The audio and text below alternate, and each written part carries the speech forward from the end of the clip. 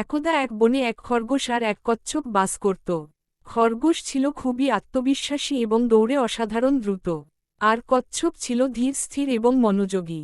একদিন খরগোশ কচ্ছপকে দেখে মজা করে বলল, এই কচ্ছপ, তুমিও কি কখনো দৌড়াতে পারো নাকি? আমি তো চোখের পলকে অনেক দূর চলে যেতে পারি। কচ্ছপ শান্ত গলায় বলল। দেখা যাক, আমরা একটা দৌড় প্রতিযোগিতা করি। খরগোশ হেসে রাজি হল। তারা একটি নির্দিষ্ট গন্তব্য নির্ধারণ করল এবং পরদিন দৌড় শুরু হল। খরগোশ শুরুতেই খুব জোরে দৌড়াতে লাগল। কিছুদূর গিয়ে সে দেখল কচ্ছপ অনেক পিছিয়ে। তখন সে ভাবল, এই কচ্ছপ তো বহু সময় নেবে। আমি একটু বিশ্রাম নিই। সে এক গাছের নিচে ঘুমিয়ে পড়ল। অন্যদিকে কচ্ছপ ধীরে ধীরে কিন্তু স্থিরভাবে এগিয়ে যেতে লাগল। অনেক সময় পরে সে খরগোশকে ঘুমিয়ে দেখে চুপচাপ পাশ কাটিয়ে এগিয়ে গেল এবং শেষ পর্যন্ত গন্তব্যে পৌঁছে গেল।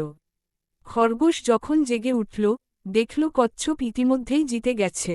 নীতিবাক্য: এর থেকে বড় ধীর গতিতেও এগিয়ে গেলে, মনোযোগ ও অধ্যবসায় থাকলে, সাফল্য অর্জন সম্ভব। অহংকার ও অলসতা পরাজয়ের কারণ।